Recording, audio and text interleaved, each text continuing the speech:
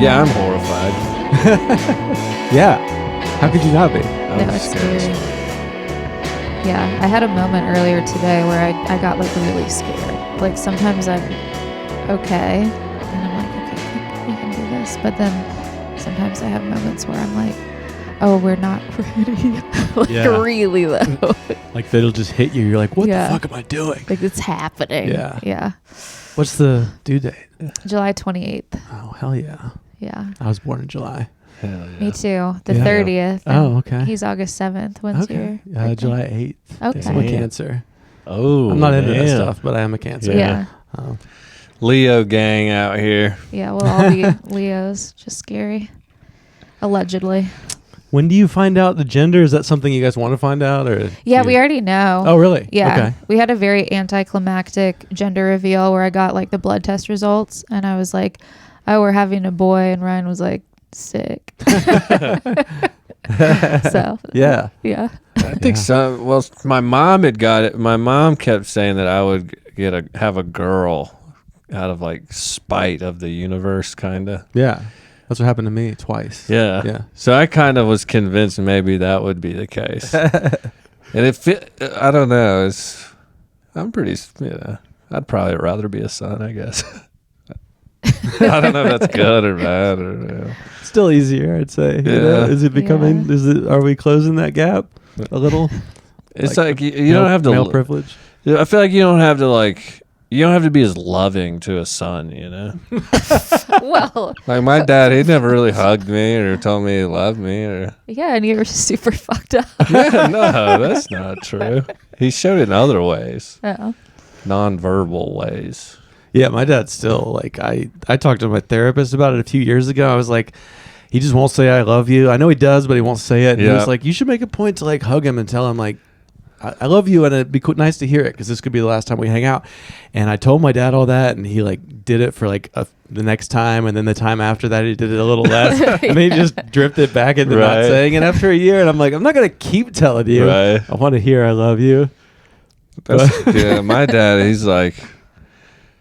he's just so awkward about it. It's almost worse than him not saying it, you know? It's like it shouldn't be this difficult. Or like when, we'll like do like a side hug, and it's just like this. My dad gives the worst hugs. Yeah, yeah. You'll never get like the torso. Yeah, torso no. that my whole life I've been trying to. What do you think? About hugging? Yeah. I think there's a time and a place. What do you mean? Jeez Louise. I'm a little worried because Cayla, she has problematic, tendencies from when she grew up in the 90s, and a lot of internalized misogyny and I don't think that's right. things like that, If I try to hug my son, she's going to say, this isn't the time. This isn't the time or the place right now. Sorry. Don't make him weak by showing him you love him. Like, Punch him on the arm. Give him a nuggie and stuff. Yeah. You grew up in the 90s too. Barely. 7 years. That's true. It's a chunk of time. the 90s were like your single digit years, like the 80s were for me. Like yeah. I think you really get into the culture. I did like my teens and 20s. I'd say that was when I was the most like sponge of the culture. Yeah. And now feel like I'm kind of aging out of it, like there's Yeah, I kind of feel like that's happened to me already. Just like, I was thinking about the other day, even just like music. Because when I was young, I'd always be like, what new songs are out and what's out and what new CD can I listen to? And now I won't listen to any new, like I pick like 10 or 20 songs and I'm like, these are the ones that I'm just going to listen to forever. And I have no interest in learning about anything. No.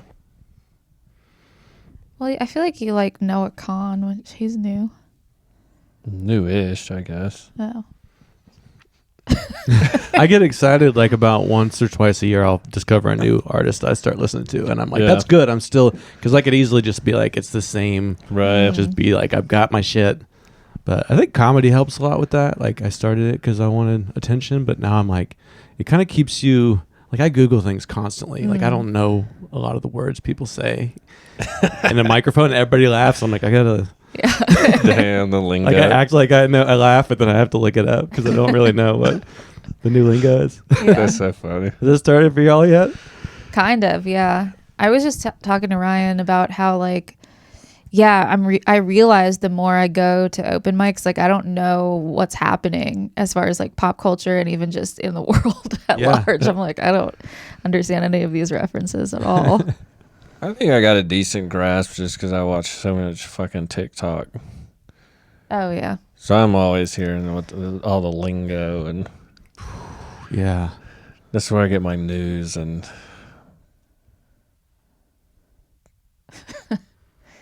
Conspiracy theories. Yeah, really a little bit of Does he everything. get into that stuff? The conspiracy theories? I feel like the news and the conspiracy theories nowadays, there's a lot of It's just- overlap. Yeah, they're not separate entities. I love conspiracy theories. And maybe they never were, but now we just embrace that it's like Hmm. you just say stuff and, Yeah. truth is just not as absolute as it was. Or Right. maybe it never was, but Yeah. yeah, it's very malleable these days. But you're about to have a kid, so you'll get into the culture through like whatever the Teletubbies shit is now. That was like 13 years ago. Like there'll be all the new baby stuff, and then like hopefully some of it is actually cool to you guys and not, the kids' movies and shit. Well, I was hoping we would just, because I don't want to watch shit that I don't like, So I wanted the kid to watch the stuff from back when I was a kid, so I can just watch it again. But then you show them that, and you're like, "Holy shit, this is so Problematic. yeah, right." We watched Groundhog Day last weekend. Like, have you seen that recently? You know the movie? Yeah. Like Bill Murray is like there's like a hot lady, and he's like, "Where did you go to high school? What's your name?" "Okay, thanks." And the next day, he pretends like he went to high school with her, so he can sleep with her. Oh, Lord. And it works. And he's just kind of like, "Yeah, that was one day I just did." And we're watching that with our daughters, like, that's Oh, no. ravey as hell. That's like, problematic. but so that's the level of it. Yeah. Like Yeah, that's true. Like Walt Disney, which I grew up on. I guess that was before your time. I didn't get Disney Channel. You didn't get Disney Channel? No, we didn't get that. Well, I'm talking about like the good old Disney movies, like Fantasia, like the old timey ones. Like I missed all that too, but now I Yeah. know it because I have daughters, so we Yeah. did go through those. Yeah. Yeah, but he was, I guess, a racist, so we can't watch any of those now. Ah. Walt. Yeah, Well, he's dead now. He didn't make the fucking movies. he did. Did he direct them? I don't Or did know. he just pay for them? Oh, I guess maybe he just paid for him. I mean, I feel like 90% of men were probably racist then, but That's true. again, that's not. Does it make it better? Like, maybe not. Right. I'm excited to check out Coco Melon. I've heard good things. And then the Miss, do you know what I'm talking about? It's like Miss something. Miss Rachel. Miss Rachel, yeah. Of course I know Miss Rachel. Baby stuff, baby videos. Stuff, yeah. Mhm. Because like Teletubbies, it might be like that. Like Teletubbies, you didn't have to know language yet. You could just Yeah. kind of be like, Yeah. It's going to be weird. Yo Gabba Gabba. I don't know if that's still a thing. I heard of that. It's like 10 years ago, but yeah. I want to watch Hey Arnold again. I loved Hey Arnold. Nickelodeon Yeah. dog. He was the football headed. Yeah, he was the guy. football head fella.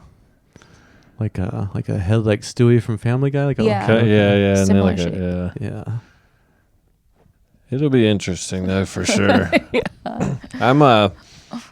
It is weird. I mean, like all my favorite movies from growing up, or a lot of them, like I'll go back and rewatch them, and even if they're not extremely problematic, I don't think they hold up, and it's sad. Yeah.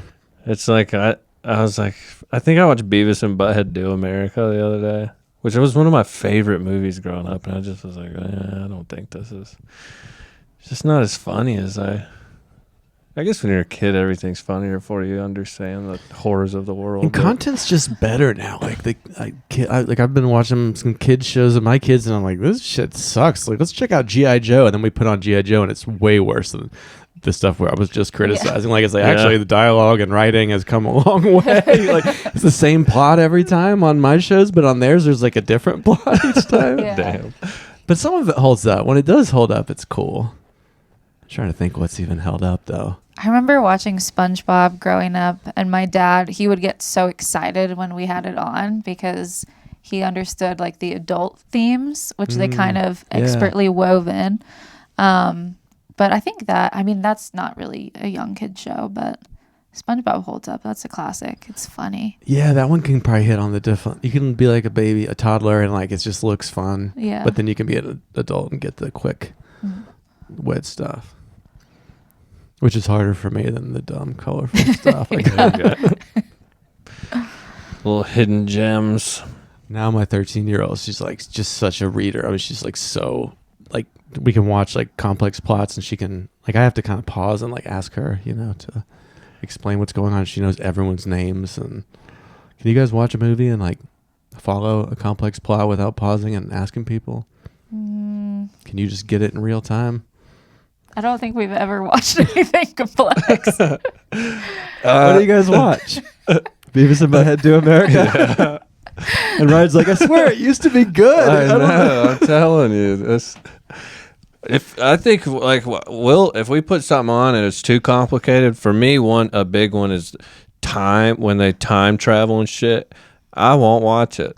It confuses the hell out of me. Yeah. Unless they very specifically put, okay, this was the 2 years ago thing, or like we watched one show. I couldn't even get through one episode. It was just forward, backwards, forward, middle, And they don't tell you, so you're halfway through it and you're like, oh, it's time travel. Okay, I was Right. just really confused. Yeah, I'm like, I don't. Yeah.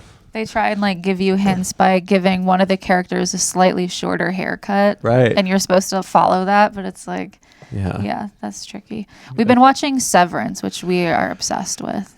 We have to pause that occasionally. Have you not seen it? Show. Yeah. Yeah, I don't know what's going on outside of the comedy mics and whatnot. No, I get it. It's been pretty good though. It's good. I would say it might be the best show I've ever seen. Is it happening right now? Yeah. The second season is coming out right now. What platform is it on? It's on Apple TV. Okay, we don't have that one. It's directed by Ben Stiller. Yeah. Somehow. Oh, yeah. I love Ben Stiller. Yeah. The Ben Stiller show, you remember that from No. the 90s? It was it was like the first thing he did before all the movies, and he would do like Springsteen impressions. He had all these characters he could do. He's amazing. Damn. Reality Bites. I love Ben Stiller. Yeah. I'm already in. It turns out he's also just like a brilliant writer and director. Yeah, he got pigeonholed into this like for like 20 years. He was just like, I'm the awkward Simple boyfriend. Jack. It's like this guy, he has depth. He can do all kinds of shit. Yeah. Yeah. What else? Simple That's our daytime. Severance we have to watch during the day. We've 'Cause tried that's- to watch it at night a few times, and I'm like, I don't have the ability to follow this. Like because it makes you so disturbed you can't sleep, or because it's just like you got to be sharp and when you're sleepy. It's You don't have to be too sharp, but you got to be a little sharper than I got to be at my A game. Yeah. At nighttime when we watch like Love is Blind, I've kind of dragged Ryan into the show. shitty reality TV world. I'm into it. What's now. that one on? It's on Netflix. Okay, Yeah. got that one. I have to check it out. Yeah. We like to watch shows just because it's nice to do a thing together. Like even if it's a show I wouldn't watch alone, it's like there's been times where we've gone down our own rabbit holes, so you're not even in the room together. But even just watching like a mediocre show with your partner, I think's good. Gives you like shared experiences. Yeah, that's what we're big watchers. We're big watchers for sure. We've seen. Yeah, we got all into all the reality, we've seen a bunch of shit. I never pick though.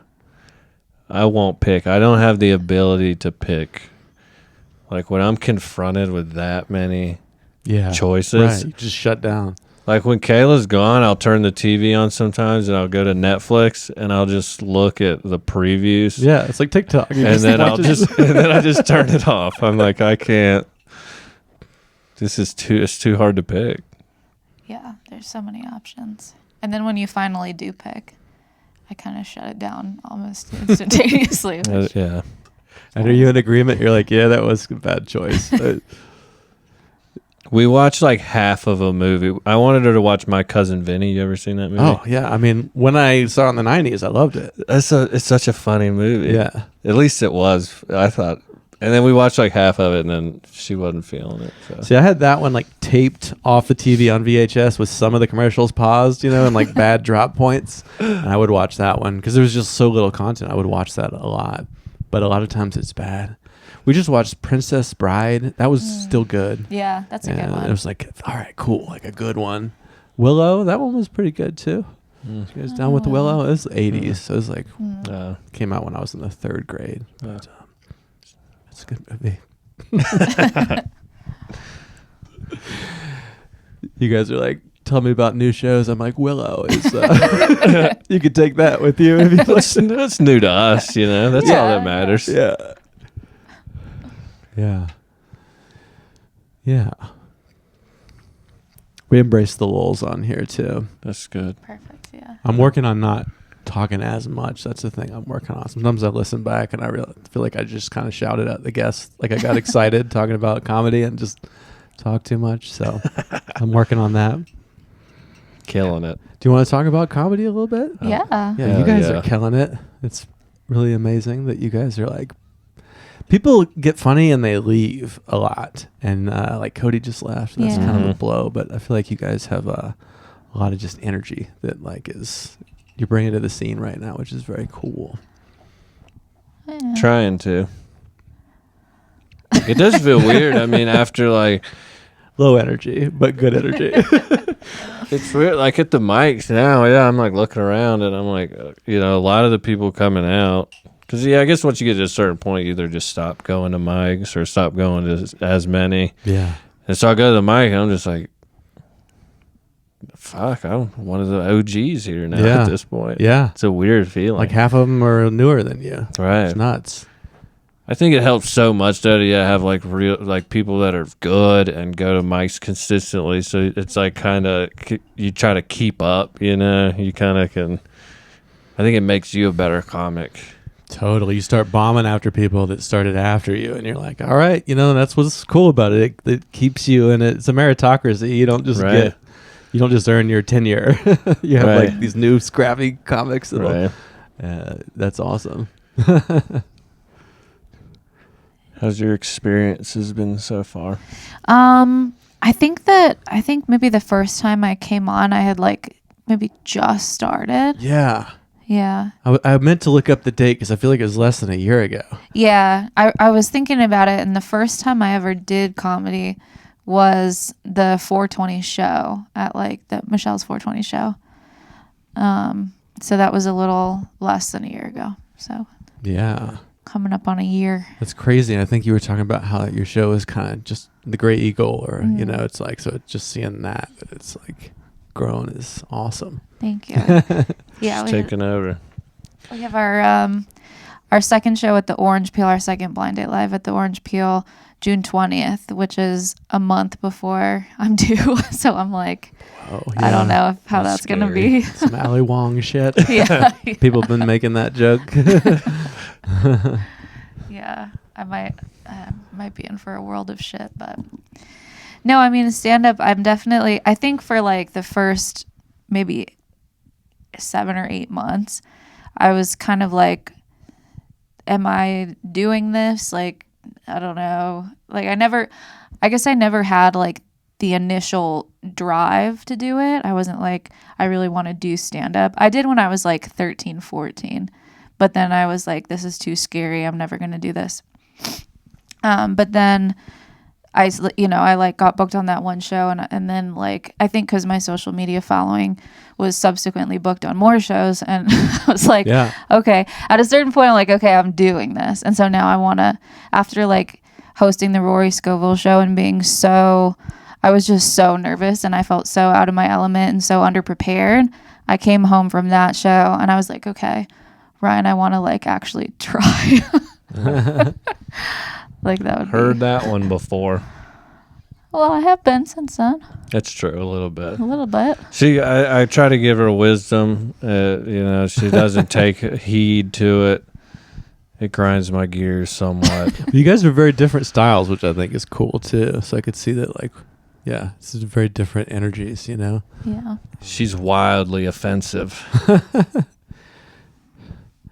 And I don't realize your jokes were offensive till I'm driving home later. Like, oh wait, that was all kind of like, sort of fucked up. But he just charmed me with the slow draw. Little covert offensiveness.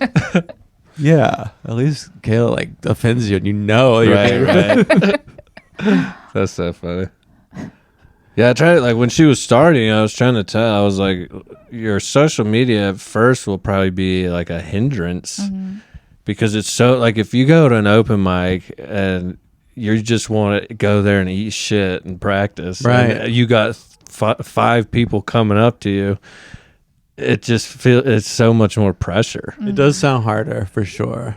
I mean, it sounds like a good problem to have. Yeah, the jealous for sure. part of me, but I'm also like, that sounds really hard. And I have never done that where you're kind of like already, yeah, it's sort of known, and you can't just be like, no one's going to notice me for a year. I can just like figure this out. Right. Yeah, it's like the expectations are already kind of there. Yeah. Yeah. You've done it though. Like, I mean, your stand up is funny. Like, you've figured it out Appreciate quick. that. I think maybe all the characters in like improv, there was some, like, it wasn't really the beginning of it. You just had to figure out how to port that skill set to a new medium. Yeah. Like, you're like on electric guitar and you're like, well, it's bass, but you know, it's got Right. strings on it. And Yeah. it's a different tone, but I kind of know. It seems like something like that happened because it was quick that you kind of snapped in. I think like the performance component of it, but it took me a while to realize that it is like a totally different, like people don't really want to hear me go up there and do like accents or like, you know, Yeah. just What kind of talk accents are you doing? Characters. characters. The real you, yeah. I mean, I think the pregnancy stuff's been cool because it feels like you're moving more towards your real, like it's like more towards true shit, you know, which is cool. I mean, yeah. Yeah, that's something that I gleaned from Ryan's advice, was just like talk about like, you know, don't perform really, but like talk about, just real life experiences that are funny and that you know. Well, I think if you talk about your, like, talking about your real life is like the only way to feel like a joke is completely original almost. Yeah. Yeah. If you're just like, this happened to me, or these are my thoughts on, you know, a subject or whatever. There are those rare people that can do false jokes. There are those Yeah. rare ones. Like one-liner guys can sometimes do a whole set full of like obviously absurd things. Yeah. But that is like really a very specific, like that isn't, it's almost like not the stand-up or, I mean, it is. It's great. I love Stephen Wright and stuff like Right. that. But it's just, I know what you mean. It seems really like you usually have to talk about you. Yeah. I mean, you're the same way. You like came out and just got like amazing, like real fast too. You guys are both, I guess and similarly, you had some kind of online stuff going first. So I don't know if you guys kind of represent like what it is now, where it's like social media just is, it's not like something that's going to go away and you're like, I don't have to figure that out. Like you have to kind of do both.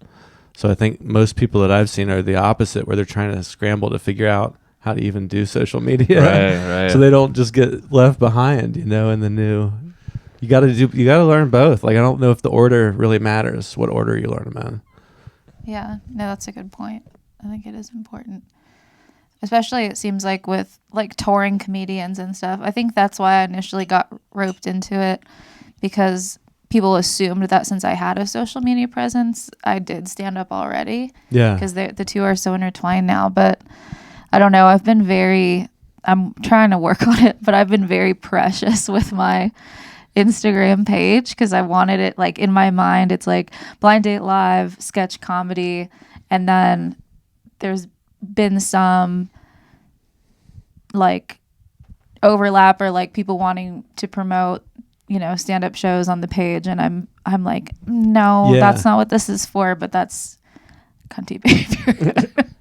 Everybody's like, I want a piece of that page with all those, like, that's not, I could see how it's kind of like, and just you started one thing and then it's like, it's like this moving thing where it's like, I mean, I think like, should I have a different Instagram for my podcast? Or, I mean, just navigating those things. Like, so is the Blind Date ones kind of more like that show and like the videos?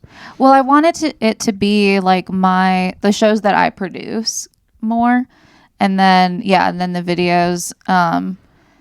But I mean, yeah, I think I need to be a little less stringent about all of that. And somebody told me, another comedian was like, just use it to your advantage. You know, I've been very like, well, they only like me because of this, which is true. But they and like it's fine. you. But they like you. It's a good problem. Yeah. So, what do you think? Social media and yeah, well, I think it's like pretty crucial. I don't know. I hadn't figured it out. I thought if I got a big following, I would be doing shows. Yeah, I and thought shit. that's how like, it worked. Is it not? You are doing it maybe shows, could be. Like, I think if I maybe tried to lean into it more, I've never tried to use.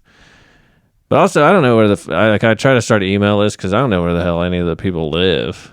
I mean, very, very few of them live in Asheville. That's for sure. Amber Autry, you know, regional legend. She now is like, give me your number and you'll be on my text list when I come to your city. Yeah. And I was like, all right, now we're from email to text. You know, I'm kind of like getting older and being like, that makes sense because like email's Right. kind of like like Facebook or something. It's like rotting away. So maybe there's something like that. Like you can copy some of the.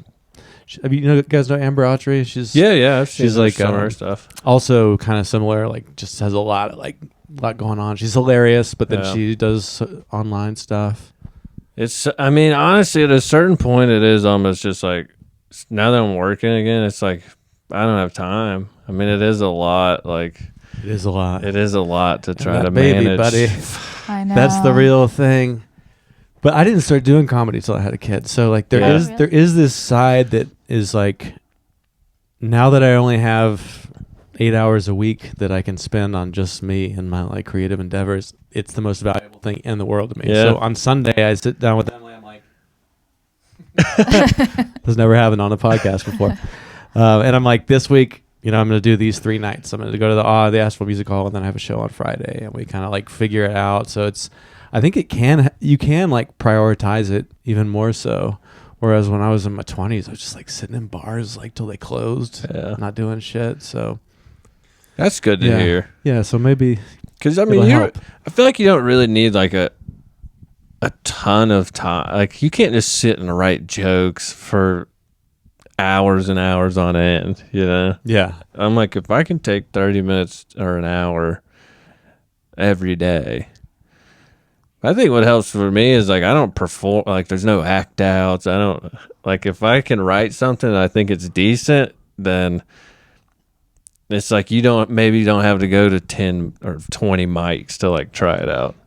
You're like, I'll try it this one. If it works, it works. If it doesn't. Yeah, I've been hoping that can crack that code. Like you've gotten up in front of the people enough times that you do have a sense of it. And when you're alone in your room, maybe you can write more effectively. Like at first, it's like none of my ideas are funny, so I really need that to see them. But yeah, I mean, you're kind of unique in that way too, that you don't seem to have to do any act outs or anything. I think you're so calm, even you don't fidget or anything. I think there's something like you kind of do like the Bargatze thing, where you kind of you hypnotize them with like your rhythm, and everybody just like loosens up. It's like, God damn it, here he goes again. She's been talking about strapping the baby up and taking him to the odd. You should totally do that. Coolest kid ever, right? Like, yeah. I mean, well, I think like disclaimer would be probably overstimulating, but I think, you know, there are some mics that if we both want to go, we can make it work. I have no idea what it's going to be like though. So we'll either have a very chill baby that's like the embodiment of Ryan, or not chill baby. Is he really this chill? Like all the time? He's pretty chill, I'd say. Not all the time. Yeah, no one is all the time, but I mean, if I'm hungry or I haven't slept, or you can be. That's about the only two. But a terror, but yeah. But the grouchiness is still kind of like slow and relaxed. Yeah, it's like one notch above regular. That sounds about right. Yeah, right. Seen me get angry before. Yeah. And I think our baby that seemed more mellow maybe seems less so now, and vice versa. But then also it's like we didn't know the second time we were just more calm. Like, you're just so worried you're going to like kill it. Right. Kill the kid like constantly. And then like we noticed that when you start having birthday parties and like the kid who's like parent has had older kids, they just drop them off. They're like, Yeah. like you know, Right. It's like when it's your first kid, you're like reading every ingredient. Oh gosh. Just have one. If you have one kid, you can just live the dream. That's you what can I've take been turns. saying. Once you reset the clock, like you forget, like you have all the drugs that make you like forget. Yeah. And you hold some other baby, and then you make the choice. Choice is going on the internet, and you have keep having kids. And then that's when like the people that just stopped with one, they seem like they're like just like you guys, just like a couple that can do whatever they want. To me, One seems doable. Yeah. But it seems a lot less doable than 0. To me, 0 seems like is. I was iffy The 0 is about ever barely doable. having kids, I was iffy on it, but I think it could be good. 1 seems reasonable, I guess. I think 1 could be. I could see that being like the move. Yeah. yeah, it's the move. Yeah.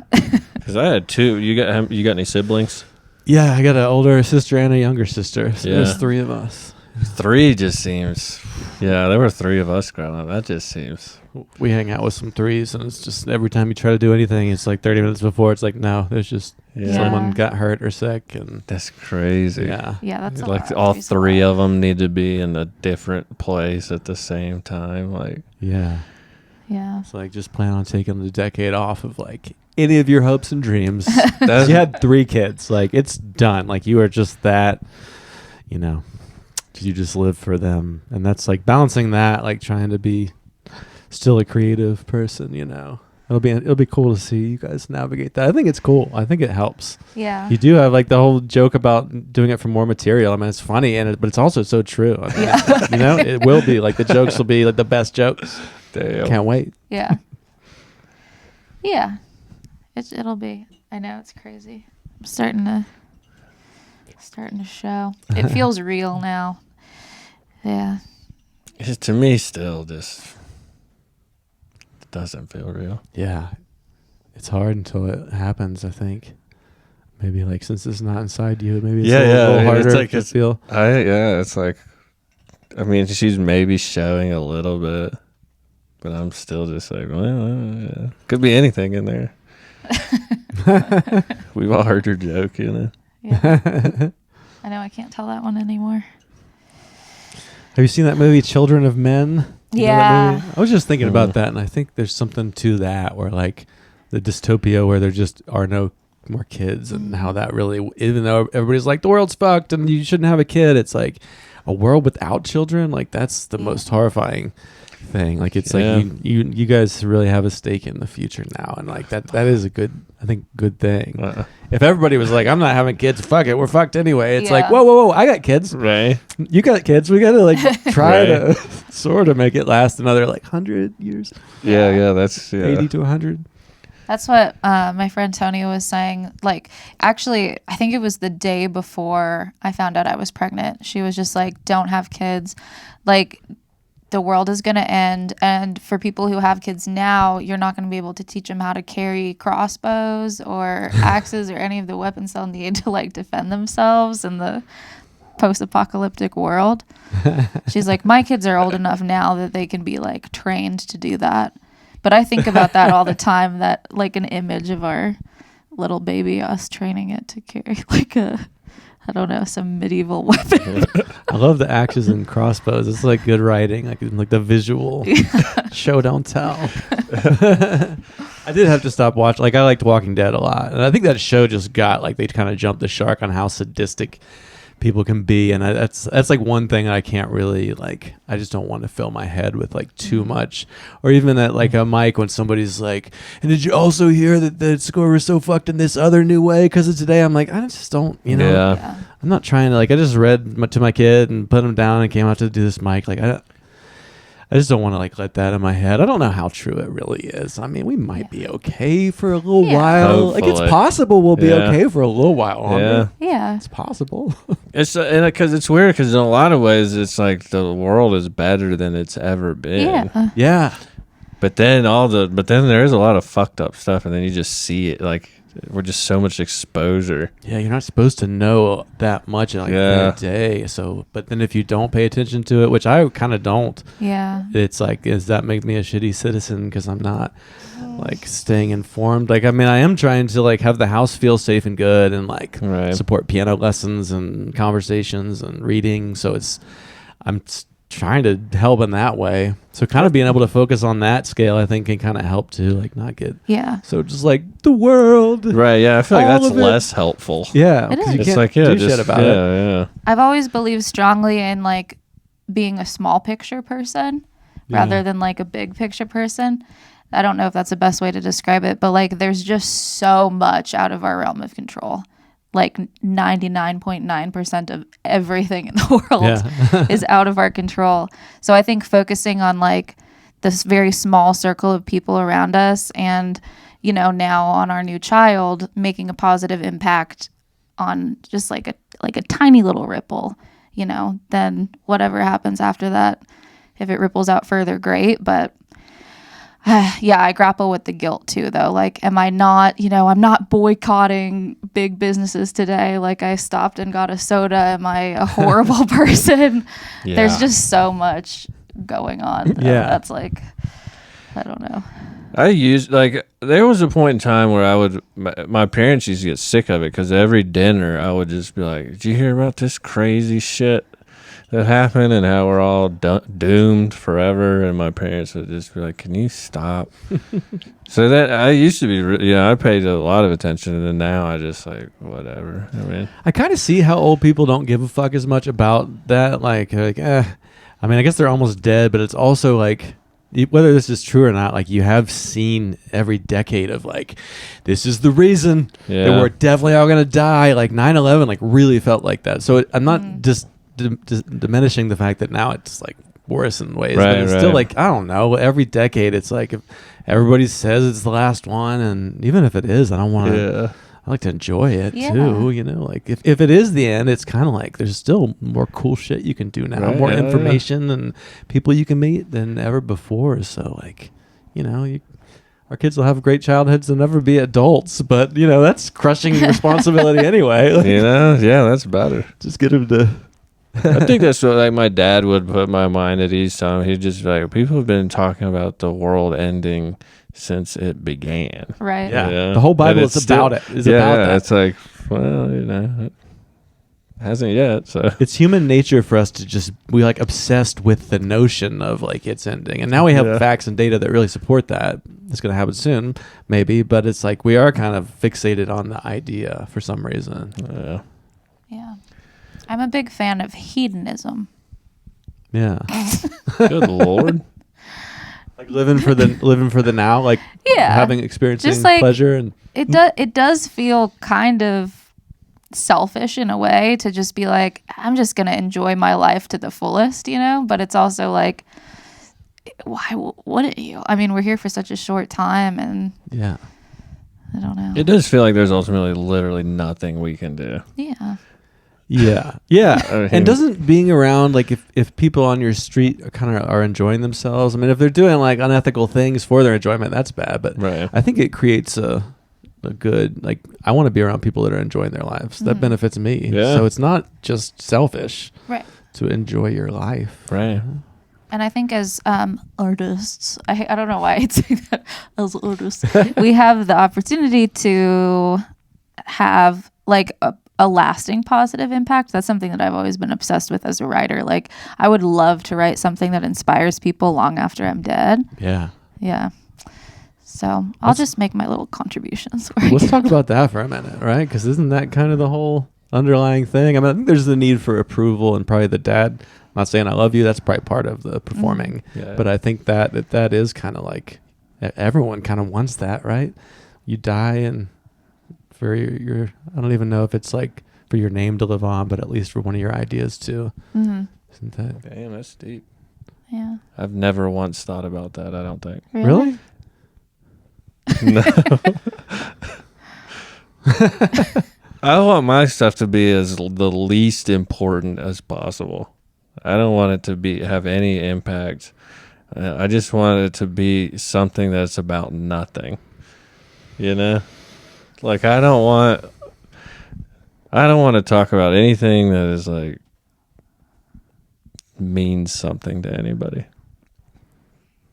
But even like when that guy came up to you at the mic on Wednesday and he's like, wait, are you the guy that told that dirt joke? He was like, that was so fucking awesome. My friends and I have been talking about it all week. Like even a joke about dirt, if it's good enough, can live for centuries. I don't give a Just shit. as entertainment. Yeah, and even like a person hearing it at a show and then telling one of their friends and them having a moment, isn't there some that's kind of a smaller scale version of it? You don't does that appeal to you? Like do you I don't know. I are never you just thought like about it. like what is you I just want think to me it's just like the in the moment, like, because you can tell when people are really like in the moment. I don't know. I mean, that is the best. I mean, with virtual life, like when you're in the room and it's popping and like that is, and now it's even like when it's at the odd and it's like popping with new loose stuff that just feels like there really is no end goal. I think that's better than that. But then so much of it's doesn't feel that way. You have to kind of keep every show for me doesn't always feel like what you said, but the chase of it keeps you like engaged in your life. Oh yeah. Yeah. Yeah, I just don't think anything I've ever said is like, I don't know. I've never thought about anything. I am ready for death so that nothing I've ever done will ever be remembered. And I will just be in the clouds. There'll be some bullshit that happens where your shit is remembered the longest of all of us because you don't care. There's That's gonna be so some scary. like that's probably That's part of so what makes your thing work is you don't. I think You're it's- not desperate for the. It is weird. Like, I mean, especially like with my videos I post online and stuff. I mean, people will say, yeah, they helped me kind of like get clean or whatever. And I'm You're like, just I don't care. Stop talking to me. That's not what. yeah, pretty much. I'm like, this is for my You're like, own ew. entertainment. That This kind of is- makes me feel worse about it. The Yeah, fact that yeah. I'm helping someone. And It does feel like odd, I'm just like, I'm just fucking around. I guess it feels kind of nice, but I mean, for me, it's hard to take a compliment, so I might seem that way in that moment because I haven't learned how to do that yet. yeah. Even though I want that, but you seem like you sincerely are like, I do not want. Nah, I don't care. Yeah. That's weird. I feel like that's pretty singular because I think I would guess that most comedians are trying to get that, which is kind of maybe unhealthy. I just want to be able. I want to just fuck around as a job. Is my goal. Yeah, I just want to be able to just be a clown all the time. yeah, like a real job's for suckers. So you Yeah, just yeah. want to find a good life Right. where you don't have to do that. Right. And jokes just happen to maybe be a. Fingers crossed that digging's getting old. Okay, but what if like you didn't, like if you had like a financial situation where you didn't even need to go do the jokes and you could just fuck around and have a life of. That would be fine. Also, Would you probably. you think you'd still go out though and like would you still like go to the mics and try to pursue comedy? It's hard to say. Really? Well, I don't know. It's hard to imagine having money. I don't know what life would look like. I'd be on a beach somewhere. No, I don't know. It is fun. I think it's because growing up, I'm sure because you're from East Tennessee, so you get it. People weren't creative. I mean, they were, like, I'm not. This is the first thing I've ever stuck with. I would like maybe write like a funny song once every like 3 years. So this is like the first creative endeavor I've ever stuck with for any time. Funny song every 3 years. That do you have? Have you captured those somewhere? Or? No, sometimes Yeah. I would write raps in like my like pre-calculus class. I used to like write a lot of raps You and have stuff. one and recorded. I have 2 parodies out and 1 song on SoundCloud. Yeah, you guys are real like multimedia artists. You know? I like the word artist. So you're encouraged to use that on here. Okay. It's in the description of the podcast. Hey. Artists. We're artists. Yeah. Performance artists. I was thinking about that the other day. You're a performance artist. No. Yeah, you are. I'll never know if it's like you just committed to the character all the way. I don't know. Like, you seem like you're just kind of pretty like zen about a lot of things that maybe in an atypical sort of way. I feel like I relate more closely to maybe like a writer, which I guess is maybe an artist. Yeah. I don't know.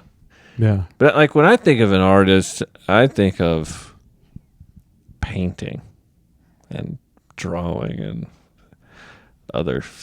Yeah. Like comedy to me is like the easy. I don't know.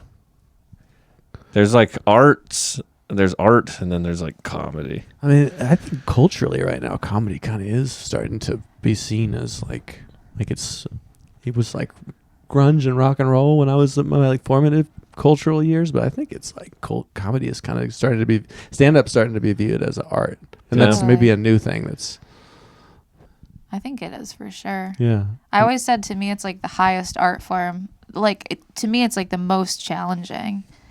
Like truly. Yeah. It's like the fleeting sketch of right now. Like, do you write your stuff out too? Do you relate to that? Like you Yeah, I write it. Yeah. Yeah. with the videos? Do you like? Is that like you just kind of have a direction and you film it and then cut it up, or do you actually write out? I'll write like a couple jokes and then riff a little bit, and yeah. But yeah. And you do you like storyboard it, or you do like No. I just have like in my notes app in my phone. I'll just like, be driving home from somewhere and write down a few ideas. But I studied playwriting. That was like and it's technically a theater arts form. But yeah. I don't know what that means. Oh. She's educated. She's well educated. No, I just said I studied playwriting. That means I have a horrible education. At UCLA. Yeah. But I was in the theater program, so we just did a lot of cocaine, and that's about it. But did you spend a lot of time like looking at plays, and or did you kind of? I was just studying them? always in it for like the writing. Honestly, like people would ask me who my favorite playwright was, and I read like one play by Edward Albee, and I was like, I love this. This is what I want to do. But I never like studied playwrights or the art form really. I just have always been really drawn to dialogue. Yeah. And like human interaction. Yeah. I hate dialogue. Like for me personally, like I can't write a sketch. I've tried to write sketches. Can't do it. I can't write dialogue. Writing for one voice versus like multiple. Yeah. voices To in a me, scene.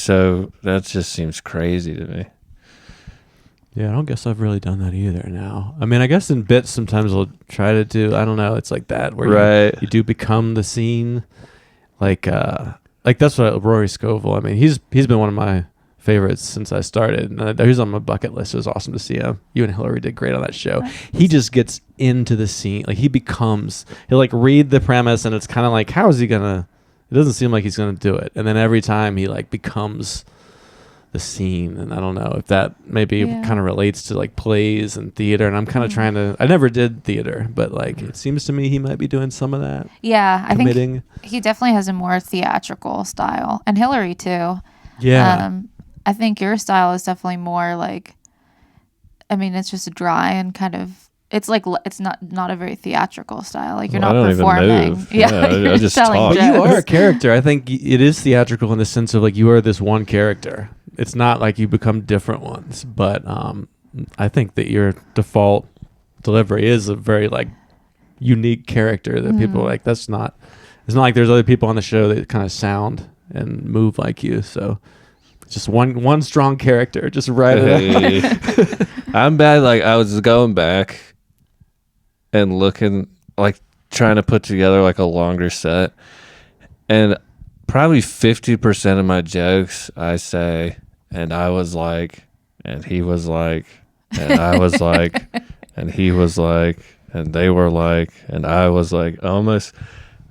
I don't know how many times I say that in one set.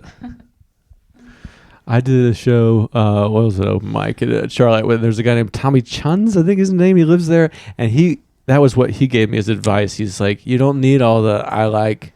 He's a very funny, like, older black dude who's like, don't ever say that I like, just say the thing. And I've been trying to think about that, but it's very hard not to do. Yeah. I wonder if you could remove them. It seems like what you're doing is working, and I really like the slow speed of it, as I tell you, from time to time. I guess it's it's like hard for me. I'm trying to find a balance between it sounding conversational and like not super scripted, but then it's like I would never say 100% of this stuff in a conversation, so it is confusing to try to deliver it in a way that is because it'd just be too long. Just long and like not like it's like what would we be talking about to where I would bring this up, if that makes sense. You could maybe do it and it might still work somehow, like if you just did the yeah, I don't know. It is interesting to watch y'all and other comedians and be like, there's so many different ways to get there. Like we call it all stand up, but it's like when I really enjoy it, I'm like, what is happening up there? You ever feel that way? It's like, I kind of try to reverse engineer, but I think I'm learning that it's just, you really just have to try to be authentically you and not, it just, that's kind of scary because you have to get more real. Right. Yeah. The artist's journey. Hell yeah. How are you guys feeling? We've been at it for almost an hour. 54 minutes. Yeah. It's pretty decent. Time's flying. Yeah. Should we stop or should we do a little more? I'll leave it up to you guys. It's up to you. Okay. Yeah. You're the boss. I haven't stopped having fun yet, so. All right. Yeah, let's keep chatting. Yeah. I love talking about comedy. You say you love talking about it? Yeah. You don't ever talk about it. She won't talk about it with me. Stand up? Here's how she likes to do when we talk about stand up. She'll say, "Is this joke funny?" She'll tell me a joke. She'll say, "Is this joke funny?" And I'm like, "Go tell it at a mic." It is hard. Emily always says, like, I'll listen to them, but do not base any of what you do out there on this. And I'm like, that's fair. She'll be like, "You never helped me." And I'm like, we have different styles. We have different experiences. We have different. I can't just, But she gets so mad. I'm like, just go to a mic. Go tell it at a mic. Then change it. Then do it again and change it. I mean, I'm starting to understand the process, I think, a little bit more. Like, I definitely would scrap a joke immediately and just like burn it and never revisit it if it didn't do well the first time. But now I'm learning that you just sometimes tweak it. And yeah, I've always had that problem though. It was the same with like when I would write a play and it would be performed once, then I would like throw it away and never look at it again. But plays are meant to be performed multiple times. I don't know why that's a roadblock for me. Yeah, it is a great exercise for like, in one sense, where you're just generating a lot of material, but then I guess there might be some nuggets that you don't like.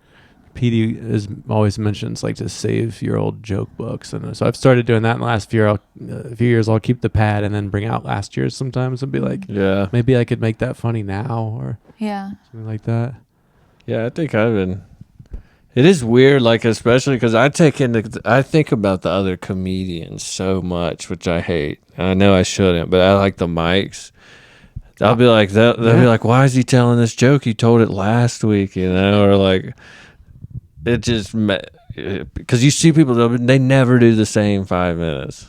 And it's like, then you feel like you're not doing enough if you're like, okay, I'm going to work on this 5 minutes for a month. If you're changing it around though, I think that still counts. Right. But almost what you're saying about the new people coming up and you got to like keep up, like that's what I love about the mics is like the new people are just like throwing out, like if you're a few months in, you're just never saying the same stuff. And it's like, and then you start getting some things that you're like, well, that works. I can make them like me with that probably.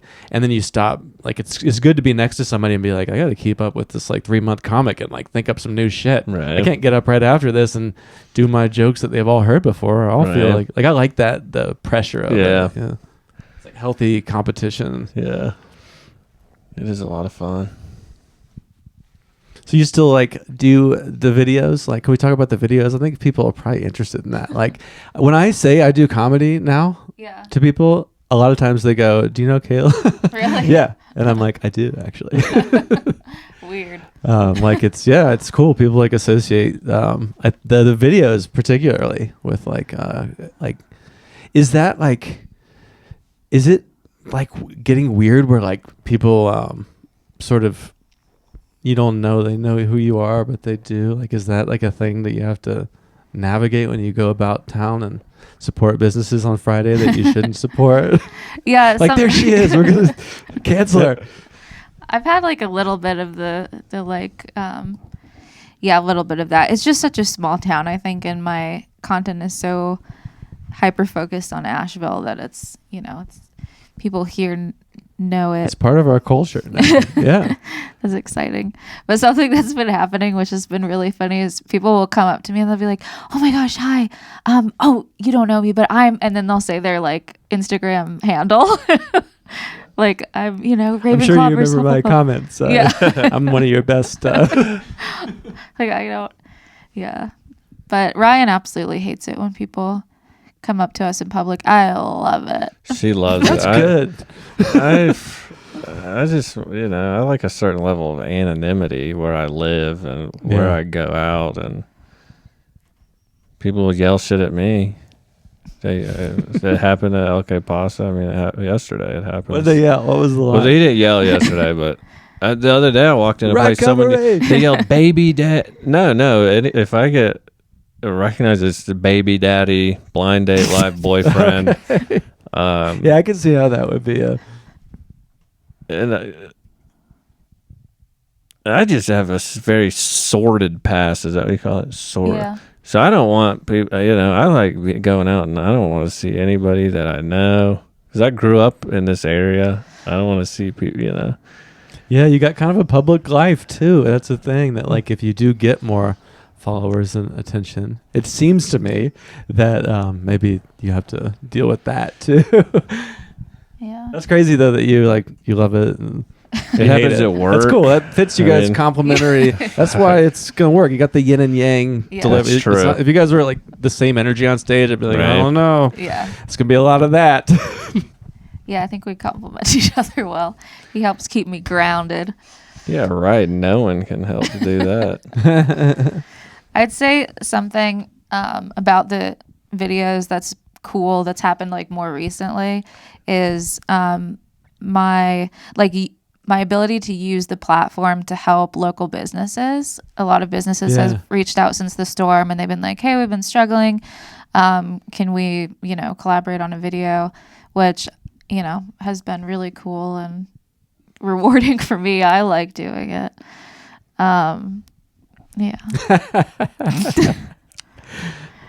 I better not say my thoughts on Ryan the situation. thinks it's all motivated by self-interest. That's not what I'm even talking about. Well, first, it's hard to separate the two. I mean, it's honestly hard to separate them. It's almost what you're saying about fake news and real news or whatever, where it's like self-interest and community. I mean, it's like, does there need to be a hard line between the two? Maybe it's like your neighbor being a hedonist makes you enjoy life more. Maybe it's both. Yeah. It's a yes and situation. That's true. But you're a stand-up, so you're just like, no, it's my, Right. No, I was just going to say, I have to tell her to pay attention to me now. Oh. When we first started, I had a few rules when I was a single man. I didn't want to date a stand-up comedian. I didn't want to date... First rule, wow. a content creator, influencer. Jeez, just rules to be broken. And I wasn't sure that I wanted to have kids. Those are my only 3 rules in life. These were all new developments in my life, though, since we started dating. Yeah. So convenient. I swindled him. She got me. She hoodwinked me, honestly. Oh, that's nice. I mean, it's cute to see. Like, I mean, I guess that's been James and Allison, Cody and Helen. Just seeing that, I can imagine that might be tricky to navigate. But also you can share it together too. It's not some secret life. Like our kids have just gotten old enough to where Emily can come out to the mic sometimes, and it's like that's nice not to just have it be some whole life community that she never gets to see. That's Yeah. I think I just like, to me, it's like if you don't make it work, that's worst case scenario. I'm like, this is the only thing that I have in my life. So if we stand up, yeah. So like if I date a stand up and we break up, what am I supposed to do now? Because I get sad, I'm petty. I won't go to the mics. I'll quit. Yeah. We just talked about we'll just never break up. And that's she was like, I have a plan for that. Yeah. She said the other day, she said, do we have a natural connection? I was like, yeah, a child. Yeah, I mean, I don't know that I would have ever like chosen to have kids, and I've seen them old enough now to where the ship has sailed for people. So it's like there's never a time that it's like there's never a time where like oh, the world finally feels like it's safe to have a kid, or the financial stuff's perfect or whatever. So it's kind of like, of all the things to like go all in on some crazy risks for, it's like good shit, you know? Yeah. Like, I can see it being positive. I'm cautiously optimistic. I think I was gonna say, as far as like the dynamic of like having a partner who kind of has similar interests. Growing up, my parents they own like a vintage store together, and they love the same quirky shit, like making art out of driftwood and sea glass, and they like love doing that shit together. So I've kind of had that as a model in my life, but I think it's really rewarding, like running the mic together, finding somebody that I feel like we work well together because we are so different. We balance each other out, but it is like, I don't know, just like it feels really good. And like our comedy workshop, I feel like it's just going, nice. Yeah, I mean, it seems like it's mutually beneficial. Like I'm like, well, you know, Kayla's on the thread with Ryan, so we'll probably figure out the time and day and make it happen, you know? Like that's funny. Roast joke. Sorry if that was weird, but I did actually feel that way. I was like I felt bad. I was like, I'm trying to get him to lose his job, so I'm glad you support me with like I think he could be a full-time comedian. I believe in the dream. Yeah, I think so too. I mean, like I'll go to like Tennessee and people are like, we'll talk about how fucking funny you are, you know. Hey. I mean, so you guys well, this feels very difficult to try to make that. To have somebody that's like super on point and knows how to do all the that stuff, you know, that may benefit you in some ways in the future. Yeah. I love the production component. I love emailing. I love advertising shows. So maybe I could be your agent. And that's a huge, I mean, that could be, if you didn't want to perform, you know, which you should keep doing, like that's its own missing thing. Like Hillary's come on here and said, like, I need a person to, you know, like do that stuff. Cause she's like, I just do the funny. I'm not gonna like send out the emails and. Yeah. It's so hard to like advocate for yourself. I feel like. Yeah. You know, I'm like, you advocate for me and I'm all for it. But like, I don't want to, like, I don't think I've ever asked to be on a show because I'm like, that's so much more pressure. That's like wanting your art to live on after you die or something. Right. Absurd.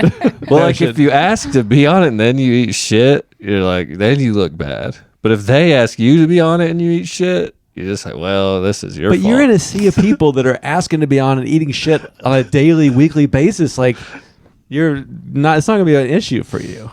I understand the fear, but I don't think that's going to be something that you have to. We all have our challenges. I don't think that's going to be the one that gets you. Yeah, I always tell you got to advocate for yourself. You can build an hour so quickly because, like, it would. If we said all the things you say, it would only be 30 minutes. But if you said the same words, it'd be an hour. You know, you get that. You know. Yeah. I'm trying to slow down just to get more material. You know, like I think that's like slow is good, but it's even just last Wednesday at the mic. Y'all were there on Wednesday. That room never quite got going the way it often does. I almost think. Did you see Mouse's set? I thought that was like blew my mind. I've never seen Mouse did not do a guitar just did some insane. I don't even know. It was great. I think I remember there were sound effects like involved. Twilight Zone Oh, stuff. yeah. And I really liked it. That was like maybe the high point for me. But I realized at some point in my set I was trying like some stuff that I didn't quite have the confidence in, and I like listened back to it, and I didn't allow for there to be a silence. I didn't actually give them a chance to go with me. I was nervous about talking about Instagram booties, and I just blurted out the next thing. You know what I mean? I think there's a real space there of like owning the silence, and I think like you do that really well. You always make me want to just like give it just a little more, because I'll notice sometimes you'll say it and I won't laugh, but you'll wait longer than most of us, and then the laugh comes. I'm like, all right, that's some pro level shit, you know? I think I'm just like thinking of how I'm gonna get out of it. But it doesn't seem that way. That's It good. seems calm.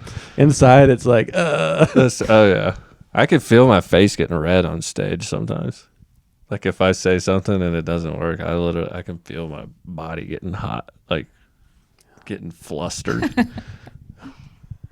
Yeah, somebody asked me like if I get nervous before I go up, and I'm like, I don't get nervous before I go up anymore, but I do get nervous in those moments, like Yeah. where you're like, you like take a risk and it doesn't work. Then I do feel the cold sweat, the panic. Right. Do you ever feel I still get so nervous before I go up every time. Yeah. when you're up there? Yeah. Well, once Still? I'm up there, I mean, it depends. Like, it depends on the size of the room. Bigger rooms, I get less nervous because there's just more people, more opportunity for laughter. Yeah. Except at the Scoville show, I was nervous the whole time. But yesterday, I did a show at Catawba for 7 people, and it's so brutal. I'm That'll just get like, you. "Ugh." So much worse. The new material that the odd kind of felt, and then you do it in that, like, it's just so much air, Yeah. like empty. That room will make the cold sweat for me, for Oh, sure. Because even if they are enjoying it, it tends to, it's like the kava bar is kind of like that too. Yeah. Yeah. If they're not all like loud laughers, it sounds silent. Yeah. Right. Yeah, it's just that's a hard room. Yeah. I mean, and I think in some ways it is a blessing that way, like to have and Aaron Naylor said that on here. He was like, it's good that you have a hard room like that. Yeah. That you have to keep. It was like running with weights on, trying to. Right. Then if you can just get something at Catawba for 7 people, then you go to the hot lit show and it's like, all right, yeah, Right. I got the rep in at Catawba. You know what I mean? That's what's crazy. I mean, like, even the Wallace Theater, like, anytime I go to that place, you're just like, comedy is so easy. It's so, have you done that one? The one show I did there was a clean show, Yeah. and it was a fair number of children at the show. Oh, So God. I did all right, but I really wasn't prepared. I haven't gotten to do Children. like the, Yeah. what I've heard of. Like, No, a it's packed just like, comedy room full of adults. right. It's just like so tight, it's like close quarters. It's just like built for performing. Yeah. And you're just like, like a 12-minute set is like 20 minutes. All the math checks out. That size Yeah. room. Right. You and your jokes, 12 minutes. It's just like, Right. it's just like, you just, a layup. What's the word? What's the sports metaphor for? Slam dunk. Slam dunk. There it is. Is that your dog going crazy? It's neighbor's dog. It definitely gets real loud. Barks a lot, but I often will play drums in here for just hours at a time. Like, Yeah. I'll play along to Nirvana super loud, so I'm not. I think I'm probably the most annoying with sound. Mhm. So Fair I enough. try not to complain. Like, what's up with your dog? I'm trying to drum. Yeah. Well, it's 5:15. Maybe we should wrap up there. We're at That's fine with me. yeah. This is cool. Well, thank you guys for coming on. I was really excited Yeah, to thank talk you. to you. Yeah, It's just appreciate you. seems like a cool like moment to capture with you guys. Yeah. And congratulations on all your success and the baby. Yeah, Thank it's you. Awesome. We're gonna get to enjoy all the art of whatever pleasures and pains come with you guys' lives in the next few years. So Lord. just don't move. Just stay here. That's the main thing. Yeah, I think that's the plan. Is it? For a couple of years at least. Well, we'll see what happens. Yeah. We were going to leave, but we're not. You heard it here. A 2-year promise to stay at Asheville. We're committed. Just kidding. You can leave. All right. Thank you guys. Bye. Thank you. Bye. Appreciate you.